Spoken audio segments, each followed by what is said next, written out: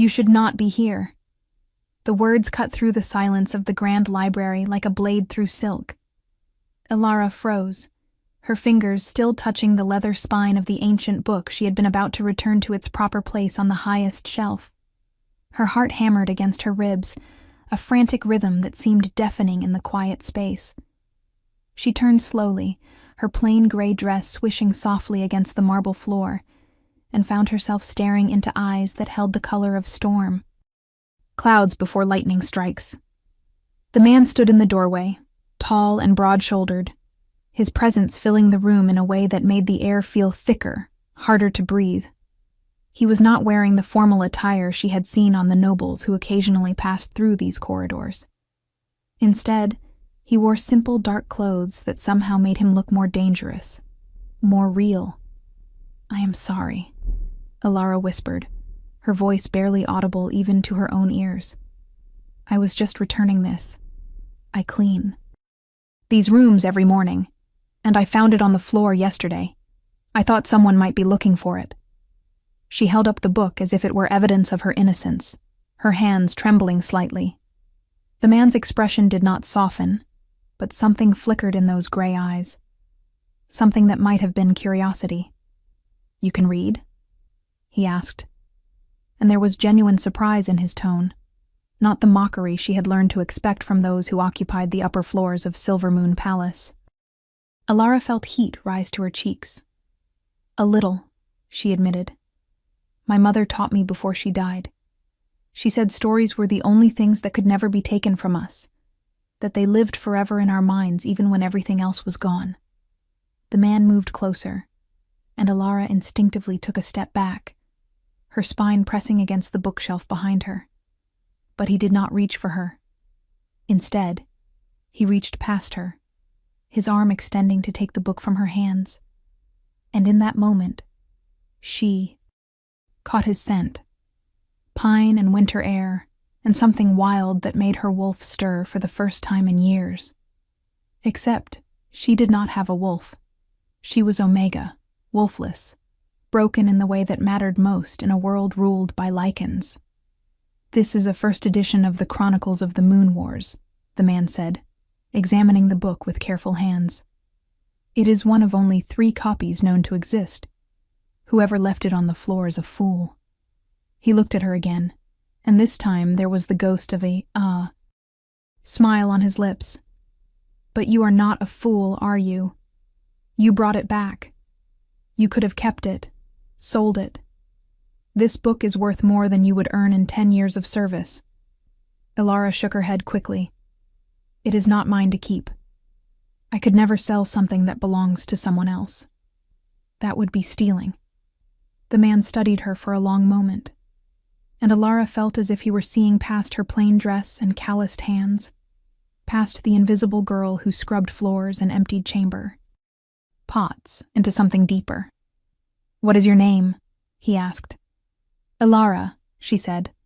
"Just Elara. I do not have a family name anymore." "Just Elara," he repeated, and the way he said it made it sound like something precious rather than something lacking. "I am here most nights reading. The library is supposed to be off limits, but no one ever comes here anymore. If you wish to read, you may come. But tell no one. This will be our secret."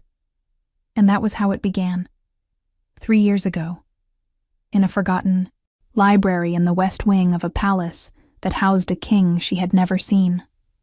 Now, as Elara moved through the servants' corridors with an armful of fresh linens, she found herself thinking about that first meeting, as she often did. She had returned to the library the next night, and the night after that. And slowly, carefully, a friendship had formed between her and the man she knew only as someone who loved books as much as she did. He never told her his name, and she never asked. In the world of Silvermoon Palace, names meant power, meant position, and Elara had learned long ago that it was safer to remain ignorant of such things.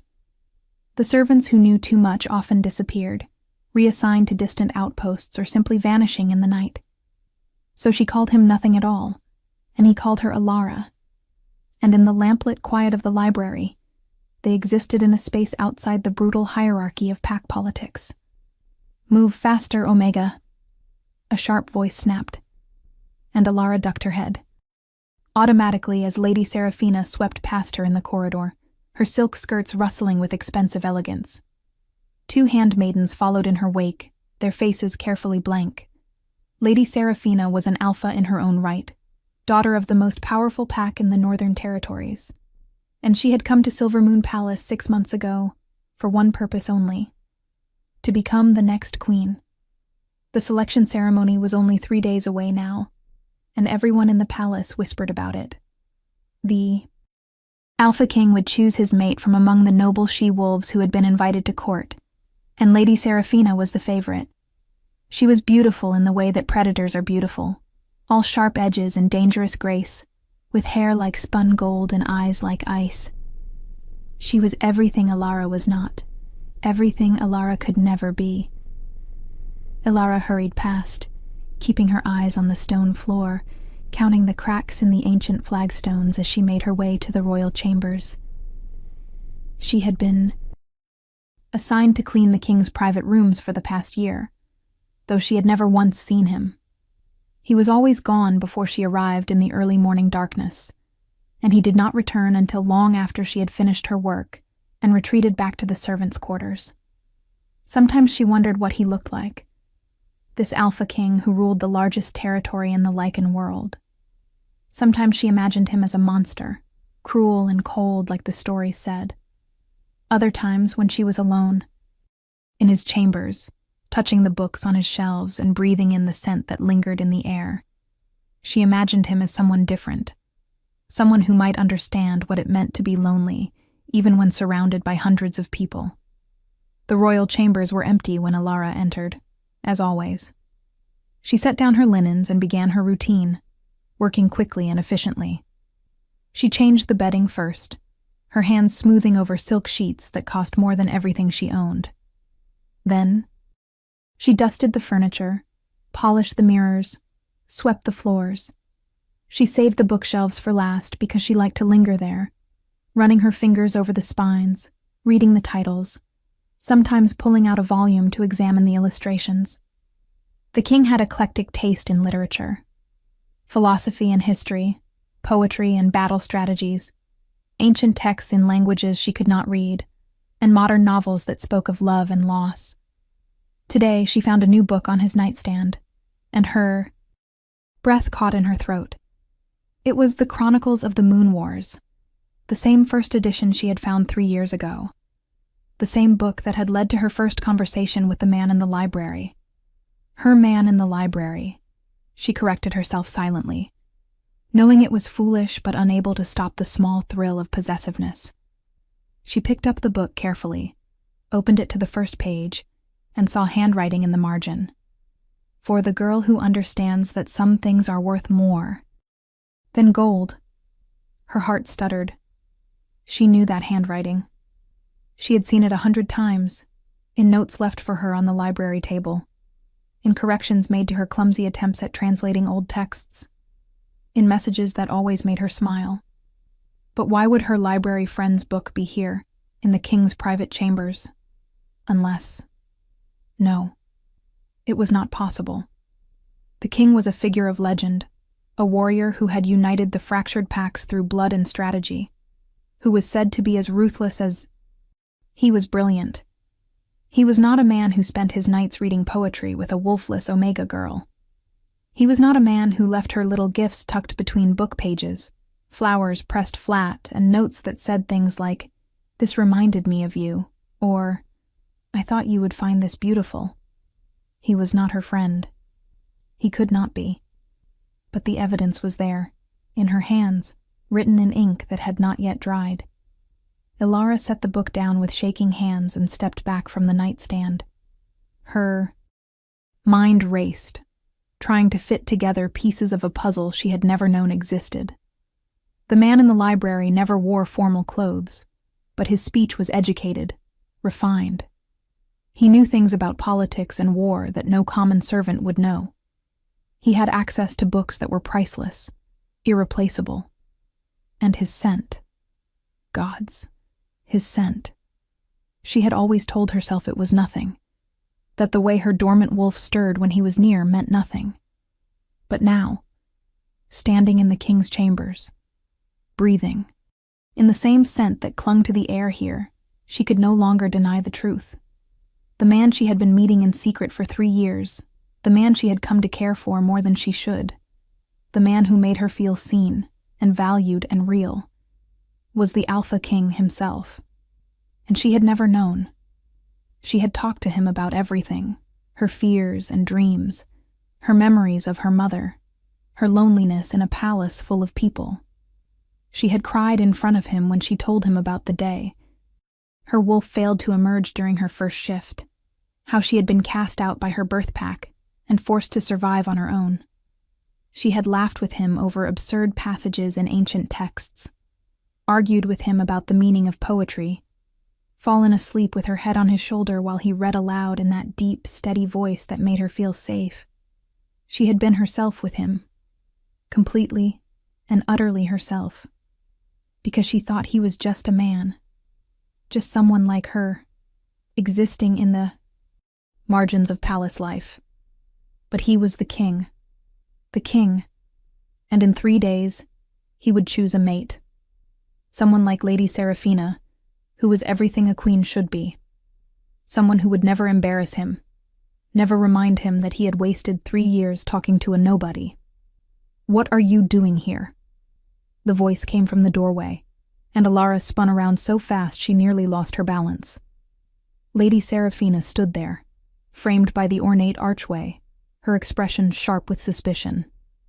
"I am cleaning, my lady," Alara said quickly, dropping into a curtsy. "I am assigned to these chambers." "Are you?" It was not a question. Lady Seraphina moved into the room with the confidence of someone who already owned it, her eyes sweeping over Alara with obvious disdain. "Tell me, Omega, do you often touch the king's personal belongings? Do you often handle his books with your filthy servant hands?" Alara felt her face burn. "I was only dusting, my lady. I meant no disrespect." "Dusting, lady." Seraphina picked up the Chronicles of the Moon Wars, holding it delicately between 2 fingers as if it might be contaminated. "This is a priceless artifact. It should not be touched by the likes of you. In fact, you should not be in these rooms at all. I will speak to the head housekeeper about having you reassigned. Somewhere more suitable for your station. Perhaps the stables." She smiled, and it was not a kind smile. "Yes, I think the stables would be perfect. You can shovel dung instead of pretending you belong in a palace." Alara said nothing. There was nothing to say. Lady Seraphina had the power to do exactly what she threatened, and more. But then another voice spoke from the doorway, low and dangerous. "You will do no such thing." Both women turned, and Alara felt the world tilt beneath her feet. The man from the library stood there, but he was not dressed in his usual simple clothes. He wore the formal attire of the royal court, black and silver, with the crest of the silver moon pack embroidered over his heart. And on his head, resting on dark hair that Alara had touched 100 times as they sat close together reading, was the silver crown of the Alpha King. "Your Majesty," Lady Seraphina said, and her voice had transformed instantly, becoming soft and deferential. She sank into a deep curtsy, her head bowed. "I was only trying to protect your property. This Omega was handling your books without permission." "She has my permission," the king said, and his eyes never left Alara's face. "She has had my permission for 3 years. Alara is assigned to my chambers because I requested it specifically. She is the only person in this palace I trust to care for my books." The silence that followed was suffocating. Alara could not breathe, could not think, could not do anything but stare at him, while her world rearranged itself into a new and terrifying configuration. "You know her name," Lady Seraphina said slowly, and there was something ugly in her tone now, something venomous. "You know the name of a servant. I know many things, the king replied, his voice cold in a way Alara had never heard it. Including when someone has entered my private chambers without invitation. You are not yet my mate, Lady Seraphina. You are a guest in my palace, and you will remember your place. Lady Seraphina's face flushed with anger and humiliation, but she could say nothing. She curtsied again, stiffly, and swept out of the room with her head held high. But Alara saw the fury in her eyes, and knew she had just made a dangerous enemy. Then they were alone, and the king closed the door behind him with a soft click that sounded impossibly loud. Alara, he said, and hearing him say her name now, knowing who he was, made something crack open inside her chest. You knew, she whispered.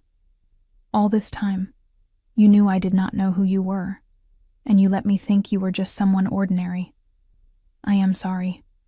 He took a step toward her, and she took a step back. He stopped immediately. I know I should have told you.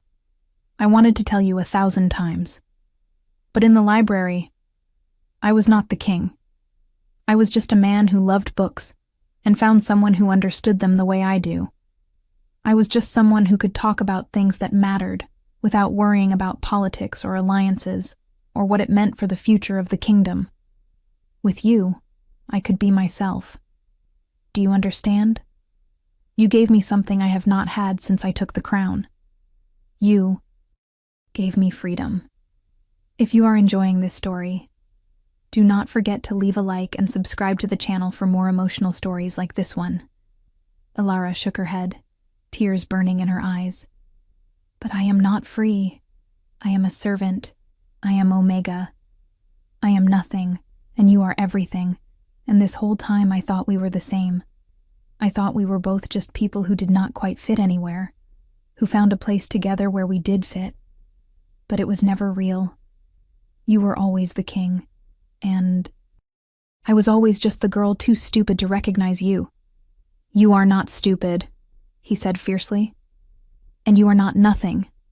You are the only person in this entire palace who sees me as a person instead of a crown. You are the only one who argues with me when I am wrong, who challenges my interpretations of texts, who tells me when I am being insufferably arrogant.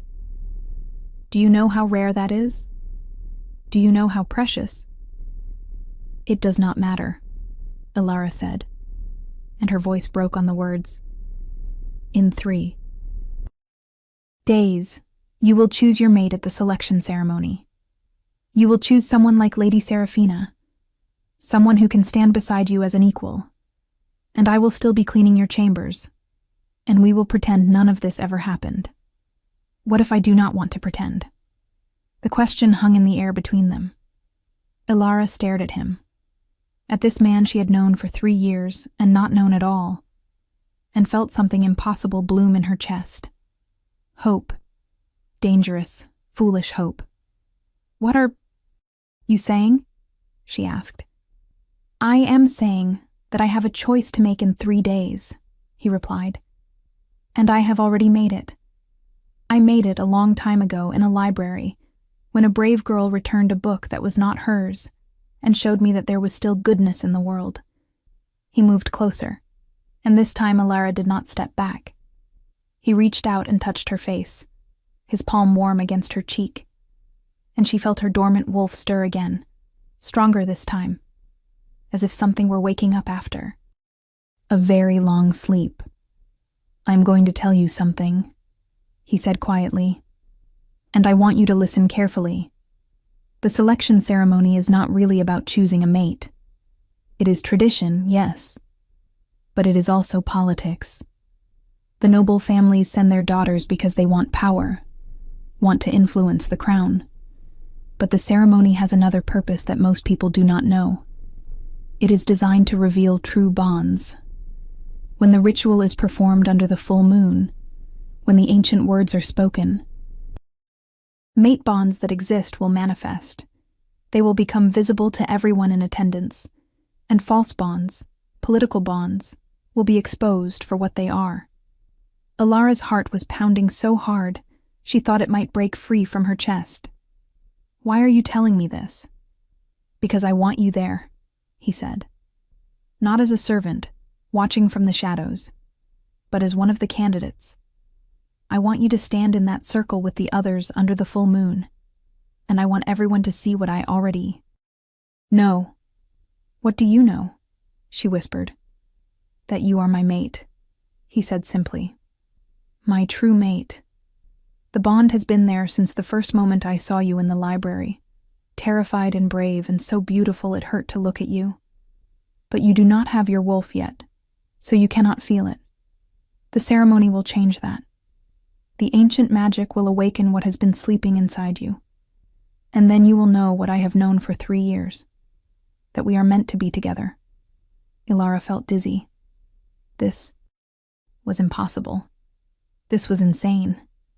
But looking into his eyes, those storm-gray eyes that had watched her read 1,000 pages, that had seen her cry and laugh and dream, she wanted to believe him.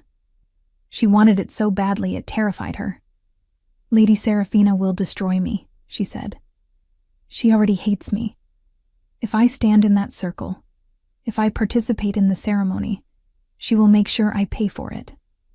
Let her try, the king said, and there was steel in his voice now, the voice of an alpha who had conquered kingdoms. I am not afraid of Seraphina or her family, but I am afraid of losing you. I am afraid of spending the rest of my life with someone else when my heart has already chosen. So I am asking you, Ilara, will you trust me? Will you come to the ceremony and let the moon reveal what is already true? She should say no. Every logical part of her mind screamed that this was a trap, a cruelty, a joke that would end with her humiliation. But when had logic ever governed the heart? When? Had safety ever been worth more than the chance to reach for something real? Yes, she heard herself say. I will come. He smiled then, and it was the smile she knew from the library, warm and genuine and full of relief. He pulled her into his arms, and she let herself be held, breathing in his scent, feeling his heartbeat against her cheek. For just a moment, she let herself believe that this might be possible, that a wolfless Omega girl and an Alpha King might find a way to be together. But she did not yet know how much blood would be spilled before that possibility became reality. The next 2 days passed in a blur of whispers and stares.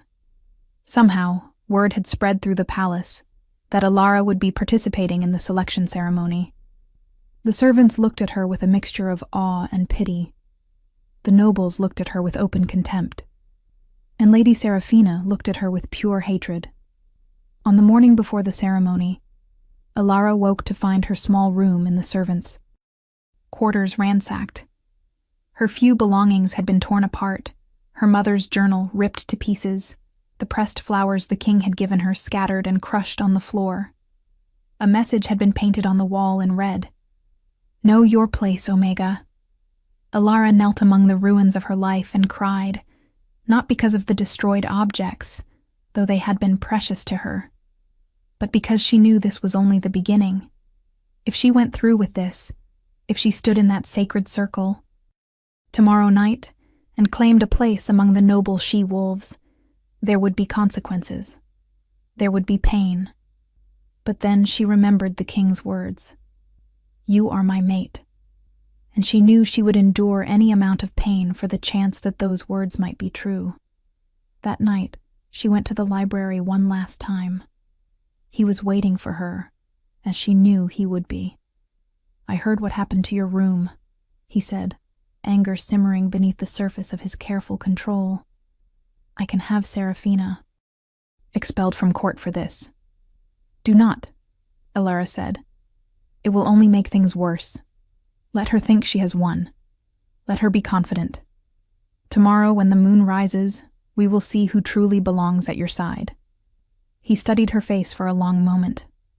You have changed, he said finally. In the past 2 days, something in you has shifted. You stand differently. You look people in the eye. What happened? Ilara thought about it. I think I am tired of being invisible, she said slowly. I think I am tired of apologizing for existing. My whole life, I have been told that I am less than others, because I do not have a wolf, because I am Omega, because I am nobody. But you see me. You have always seen me. And if the Alpha King can see worth in me, then maybe I should see it too. He reached for her, pulling her close, and when he kissed her, it was the first time their lips had met. The kiss was gentle and fierce all at once, full of 3 years of longing and fear and hope. When they finally pulled apart, Ilara felt her wolf stir stronger than ever before, as if the creature that lived inside her was finally ready to wake. Tomorrow, he promised. Tomorrow everything changes. But neither of them knew just how much blood would be spilled before that promise could be kept. The selection ceremony took place in the ancient amphitheater at the heart of Silver Moon Palace, under a full moon that hung low and silver in the night sky. Ilara stood with 6 other candidates, all of them noble she-wolves from powerful families. She was the only one wearing a simple white dress instead of elaborate gowns. She was the only one without jewelry or attendants. She was the only Omega. The amphitheater was packed with members of every major pack in the kingdom.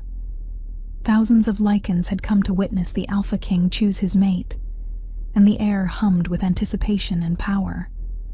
Ilara felt exposed under so many eyes, vulnerable in a way that made her want to run. But she forced herself to stand still, to keep her chin up, to breathe. The king entered last, and the crowd fell silent. He wore ceremonial armor, silver and black, with the crown of moonstone and steel on his head. He looked every inch the warrior king, powerful and remote. And Ilara felt a moment of doubt. How could someone like him truly want someone like her? He walked to the center of the circle where the 7 candidates waited. His eyes found Ilara immediately, held her gaze for a heartbeat. And in that moment she saw not the king but the man from the library, the man who had read poetry to her and made her laugh and held her when she cried. That look gave her strength. The high priestess of the Moon Temple stepped forward, ancient and draped in silver robes. She raised her hands, and power rippled through the air like heat waves. "We gather under the eye of the moon goddess," she intoned, her voice carrying to every corner of the amphitheater, to witness the revelation of true bonds.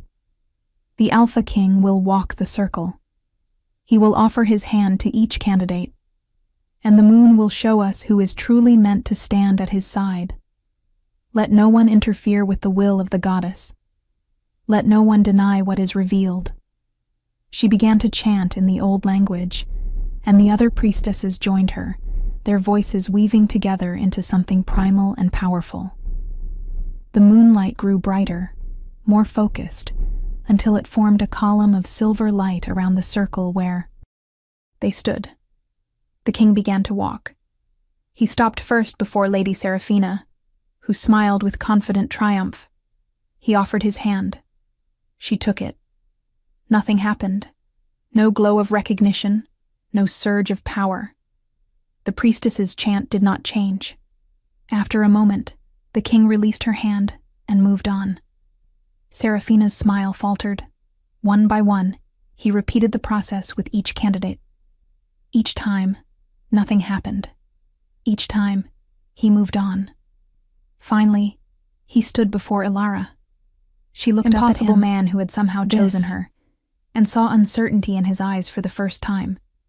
What if he was wrong? What if there was no bond? What if she was about to be humiliated in front of the entire kingdom? "Trust me," he said softly, so quietly that only she could hear. He offered his hand. Ilara took it. The world exploded in light and power. Ilara gasped as something inside her that had been locked away for her entire life suddenly burst free. Her wolf, dormant since birth, surged to the surface with a howl of joy and recognition. Power flooded through her body, more power than should be possible for an Omega, and she felt herself changing. Her eyes glowed gold, her skin shimmered with light, and around her and the king, a bond manifested in threads of silver fire, visible to everyone in the amphitheater. The bond of true mates. The crowd erupted in shocked whispers and gasps. The priestess's chant reached a crescendo, and Alara stood there, transformed, feeling her wolf, finally awake and aware and whole, while the king held her hand and smiled at her like she was the only person in the world who mattered. "I told you," he said. But Lady Seraphina was not finished.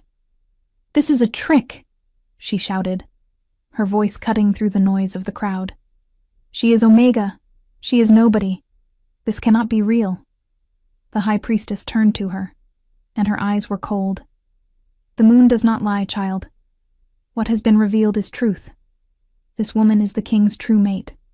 The bond is undeniable." "No." Seraphina's composure shattered completely. "I will not accept this. My family has sacrificed everything for this alliance. We were promised the crown. You were promised nothing," the king said, and his voice carried the weight of absolute authority. "This ceremony exists precisely to prevent political marriages from corrupting the throne. The moon has chosen. The matter is settled." "It is not settled." Seraphina's eyes blazed with fury. "She is not even one of us. Look at her. She was a servant this morning. She has no pack, no family, no power." "She has more power than you could possibly understand," the king replied. "Look at her bond. Look at the strength of it. That is not the bond of an Omega. That is the bond of an Alpha, a true Alpha." The high priestess moved closer to Alara, studying her with ancient eyes. "He is correct," she said slowly. "This woman's wolf is not Omega. It never was. It was suppressed, hidden, bound by magic so powerful that it took a true mate bond to break it." She turned to address the crowd. "I sense royal bloodline in her. Very old blood. Blood that has been hidden for a reason." Alara felt dizzy. "I do not understand. My mother never said anything about magic or bloodlines. She was just a healer who traveled from pack to pack." "Was she?" The priestess touched Alara's forehead, and images flooded through her mind. Memories that were not hers. Her mother, younger, running through a forest with enemies in pursuit. Her mother, performing a ritual over a sleeping baby. Her mother, whispering words that bound and hid and protected. "Your mother was not a simple healer," the priestess said gently. "She was a princess of the Silver Lake Pack, one of the oldest royal lines. She fled when her pack was destroyed by traitors who wanted her bloodline ended. She hid you, suppressed your wolf, made you appear Omega so that you would be beneath their notice. She sacrificed everything to keep you safe."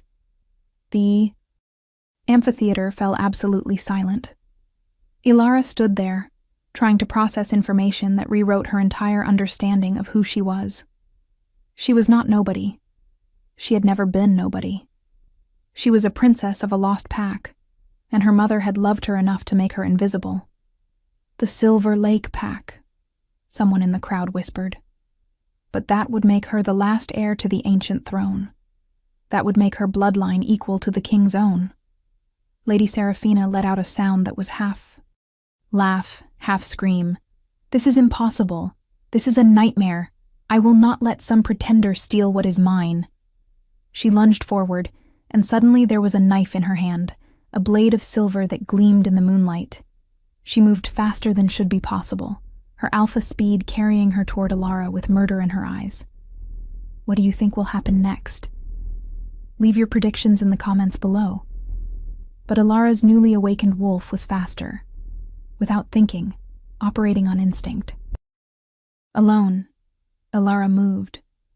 She caught Seraphina's wrist, twisted, and the knife went flying. Then she was shifting, her body transforming for the first time in her life, and her wolf was massive and silver and burning with power that had been compressed and hidden for 24 years. The silver wolf pinned Seraphina to the ground, teeth at her throat, and growled with a sound that made even the strongest alphas in the crowd step back. "Enough!" the king's voice rang out. Alara's wolf released. Serafina, but did not move away. The woman scrambled backward, her eyes wide with fear and shock. "You tried to murder my mate in front of witnesses," the king said coldly. "You tried to kill her during a sacred ceremony. Your family's alliance with this kingdom is hereby dissolved. You will be escorted to the border and banned from returning. If you or your family ever threatens her again, I will consider it an act of war." Guards moved forward to take Serafina away. She fought them, screaming threats and curses, but her voice faded as she was dragged from the amphitheater. Alara shifted back to human form, and someone quickly threw a cloak around her shoulders. She was shaking, not from cold, but from the overwhelming rush of everything that had happened. Her wolf was awake. Her bloodline was revealed. She had nearly been killed. And through it all, the bond thrummed between her and the king, warm and steady and real. The high priestess raised her hands again. "The moon has revealed truth tonight. Truth of bonds, truth of bloodlines, truth of hearts. I declare before all witnesses that Alara of the Silver Lake Pack is the true mate of King Darien Blackthorn. Let no one dispute this. Let no one stand between what the goddess has joined." The crowd erupted in cheers.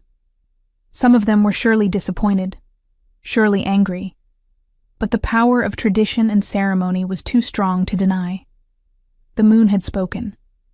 The bond was real. There was nothing left to debate. The king moved too. Alara sighed and wrapped his arms around her. "Are you all right?" he asked quietly. "I do not know," she admitted. "I feel like I am someone else. Like I woke up this morning as one person, and now I am someone completely different." "You are still you," he said firmly. "You are still the girl who returned a book 3 years ago. You are still the woman who sees me for who I am beneath the crown. Everything else is just details." She laughed and it came out shaky. "Rather large details." "Perhaps," he smiled. "But we will figure them out together. That is what mates do." The high priestess approached them again. "There is one more part of the ceremony," she said. "The claiming. If you are both willing, the final bond must be sealed tonight, under this moon.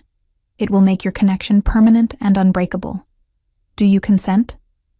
Alara looked at the king, at Darien, at the man who had been her friend and was now revealed to be so much more. "Yes," she said. "I consent. As do." He replied. The priestess began to chant again, and the silver light intensified. Darien pulled Alara close and kissed her, and this time it was different. This time, she felt the bond settle into place like a key in a lock, felt her wolf entwine with his, felt their souls recognize each other in a way that went beyond words or logic. When they pulled apart, the light faded, and they were bound. Forever. The crowd cheered again, and Alara realized that somehow, impossibly, this was her life. Now. She was the maid of the Alpha King. She was a princess of a lost pack. She was no longer invisible. As if reading her thoughts, Darien leaned down to whisper in her ear, "You were never invisible to me. From the very first moment, you were all I could see." And standing there in the amphitheater, surrounded by thousands of witnesses, Alara finally believed him. If you want to see how this story ends, make sure you are subscribed with notifications on. The weeks that followed the selection ceremony were strange and overwhelming in equal measure. Alara moved from the servants' quarters to the royal wing, into rooms that connected to Darien's own chambers. She had attendants now, handmaidens who bowed to her and called her "my lady," and later, "Your Highness." She had dresses made of silk and velvet, jewelry that sparkled with precious stones, everything that she had never dreamed of wanting. But more importantly, she had answers. The high priestess worked with her every day. teaching her about the Silver Lake Pack and its history. They had been guardians of ancient magic, keepers of secrets that predated the current kingdoms. They had been powerful and respected, until a coup orchestrated by ambitious nobles had destroyed them in a single bloody night. Alara's mother had escaped with her infant daughter and spent the rest of her life running, hiding, protecting. The magic she had used to bind Alara's wolf had been a last resort, a desperate measure to keep her child safe. She knew that if your wolf emerged, if your power manifested, you would be found, the priestess explained. The traitors who destroyed your pack were looking for survivors. They wanted your bloodline ended completely. By making you appear Omega, by suppressing your true nature, she made you invisible to them. It was an act of love. Alara touched the locket she now wore around her neck, the only possession of her mother's that had survived. Inside was a tiny portrait and a lock of silver. Hair. She sacrificed everything, she said quietly. She lived in fear and poverty and constant movement, all to keep me safe. And she died never telling me the truth, never letting me know who I really was. She died knowing you were alive, the priestess said gently. Sometimes, that is enough for a mother. Learning to use her newly awakened wolf was a different kind of challenge. Darian trained with her personally in the early mornings, before the court woke. She was clumsy at first, her wolf powerful but inexperienced, stumbling over her own paws and misjudging distances. But she learned quickly, and within weeks she could run beside Darian in wolf form, matching his pace through the forest that surrounded the palace. Those runs became her favorite part of each day. In wolf form, with the wind in her fur and the earth beneath her paws, she felt free in a way she had never experienced. And having Darian beside her, their wolves running in perfect synchronization, made the bond between them grow stronger every day. But not everything was easy. The court was full of people who had supported Lady Seraphina, who had expected her to become queen. They were polite to Alara's face but cold behind their smiles. She heard the whispers, the speculation, the resentment.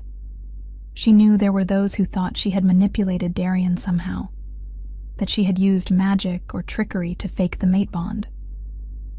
Let them talk, Darian told her when she mentioned it. They will accept you. In time. And if they do not, they can find service elsewhere. I will not tolerate disrespect toward my mate. But Alara did not want to be the cause of division in his court. She worked hard to win people over, attending every meeting and ceremony, learning the intricacies of pack politics, speaking with intelligence and compassion. Slowly, gradually, opinions began to shift. There was one person in particular who became an unexpected ally. The king's younger sister, Princess Lyra, returned from her diplomatic mission in the Eastern Territories, and immediately took Alara under her wing.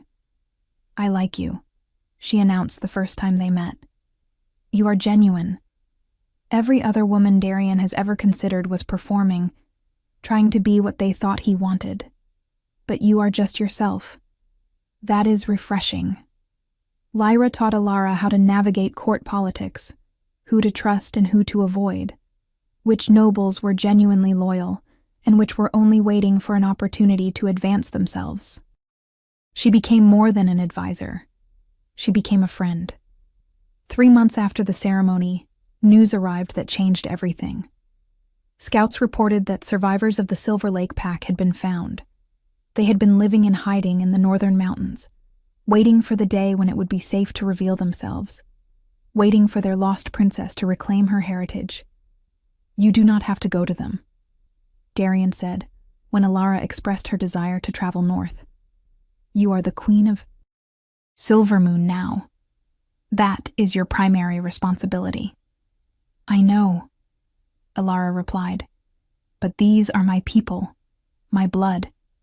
They have been in hiding for 24 years because of what happened to my pack. I owe it to them to at least meet them, to let them know they are safe now, that they can come home. Darian studied her for a long moment. You have changed so much since that night in the amphitheater. You stand like a queen now. You speak like one. Sometimes I miss the girl from the library who argued with me about poetry." Alara smiled and moved into his arms. "She is still here.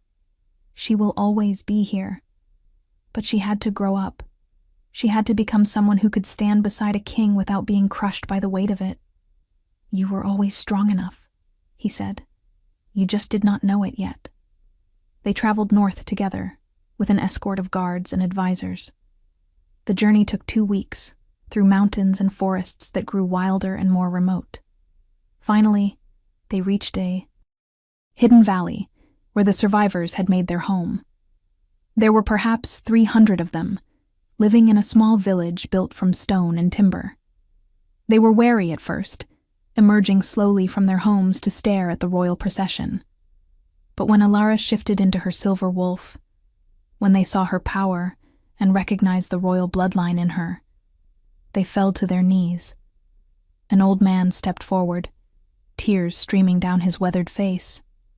"Princess," he said, his voice breaking, "we have waited so long. We thought the line was ended. We thought we were the last." Alara shifted back to human form. "You are not the last," she said. "You are not forgotten. I am here, and I claim you as my pack. You are under the protection of Silvermoon now. You are safe." The old man touched her face with shaking hands.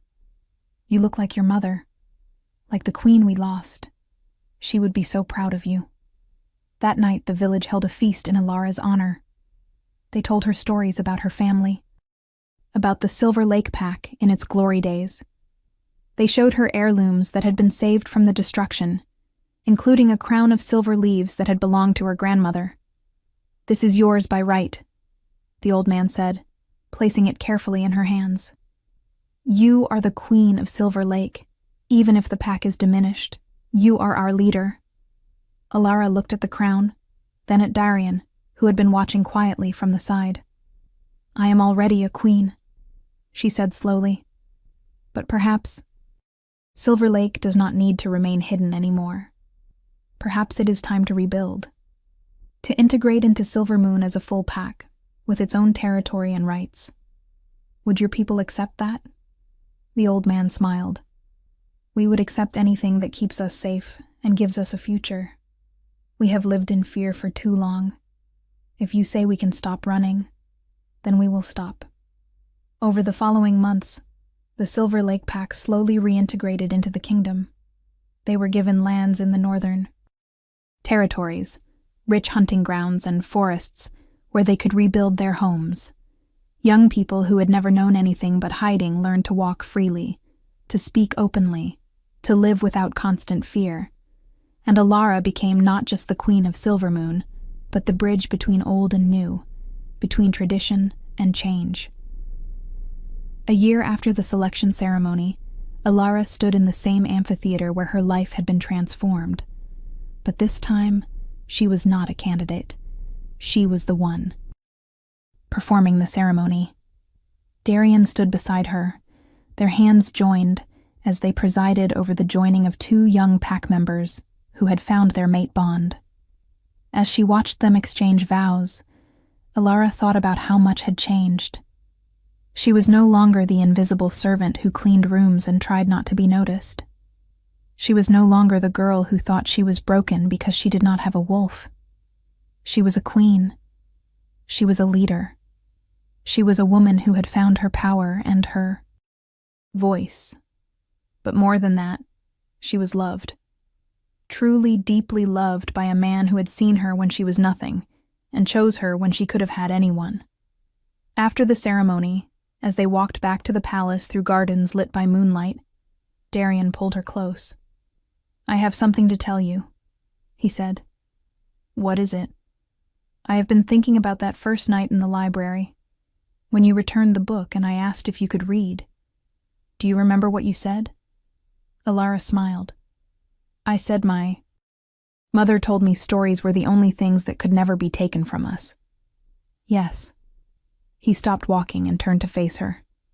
I have been thinking about that, because I want to make sure our children have stories too. Stories about their mother who rose from nothing to become a queen. Stories about true bonds and second chances, and the courage it takes to trust in love even when the world says it is impossible. Ilara's breath caught. Our children? If you want them, Darian said softly. If you are ready. I know we have only been mated for a year. I know you are still learning what it means to be queen. But I think about the future, Ilara. I think about building something that will last beyond us. A kingdom where Omega and Alpha are equal. Where bloodline matters less than character. Where two people from completely different worlds can find each other and create something beautiful together. Tears pricked at Ilara's eyes. I want that too. All of it. But especially the part where we create something beautiful together. He kissed her then, deep and passionate, and Ilara felt their bond sing with joy and rightness. When they finally pulled apart, she laughed. Do you remember what you said to me that first night? You said the library would be our secret. It still is, Darian replied. We still go there every week. We still read together. Some things should never change. No, Ilara agreed. Some things should not. They continued walking, through gardens where flowers bloomed under the moon's silver light, past fountains that sang with falling water, toward a palace that was now truly home. And Ilara thought about the journey that had brought her here, from invisibility to recognition, from silence to voice, from loneliness to love. She thought about her mother, who had sacrificed everything to keep her safe, about the king who had seen her worth when no one else did, about the wolf that had waited patiently for 24 years to wake, about the bond that had been there all along, just waiting to be recognized. Some might call it destiny, others might call it luck. But Ilara knew the truth. It was not the moon that had chosen them for each other. It was not fate or magic or ancient bloodlines. It was choice. Every day they chose each other. Every day they worked to build something worth keeping. Every day they proved that love was not something that happened to you, but something you created, deliberately and carefully, one moment at a time. That was the real magic, not the power of wolves or the revelation of bonds or the validation of crowds, but the quiet, steady decision to see another person truly, to value them completely, and to stand beside them no matter what the world thought. That was the kind of magic that lasted forever. As they reached the palace doors, Darian squeezed her hand. Thank you, he said, for returning that book 3 years ago, for being brave enough to keep coming back to the library, for trusting me when I asked you to participate in the ceremony, for choosing me every single day since then. Thank you for seeing me, Ilara replied, for making me feel like I mattered when I thought I was nobody, for being my friend before you were my king, for loving me, not despite who I was, but because of it. They entered the palace together, king and queen, Alpha and Alpha, two wolves who had found their pack in each other. Behind them, the moon watched with ancient approval, her silver light blessing the love story that had unfolded under her gaze. And in the library, on a shelf that held books worth more than gold, a first edition of the Chronicles of the Moon Wars waited patiently for the next time they would come to read it together. Because some things were worth more than kingdoms, or crowns, or power. Some things were worth everything. And love, true love freely given and gratefully received, was the most valuable treasure of all. If this story touched your heart, share it with someone who loves epic romance. Tell me in the comments, did you see this ending coming? The story of the Alpha King and the servant who did not know his name became legend. It was told and retold across every pack in the kingdom, changing slightly with each telling but always keeping its essential truth. That sometimes the most powerful bonds are formed not between equals in station, but between equals in spirit. That true royalty is not about bloodline or title, but about character and courage. That the greatest love stories are not about perfection, but about two imperfect people choosing to see the best in each other. And years later, when Alara and Darian's children played in the palace gardens, they would ask their mother to tell them the story of how she and their father met, and she would smile and begin the same way every time. Once upon a time, there was a girl who did not know she was a princess, and a king who was tired of being treated like a crown. And in a forgotten library, they found something more valuable than any kingdom. They found each other.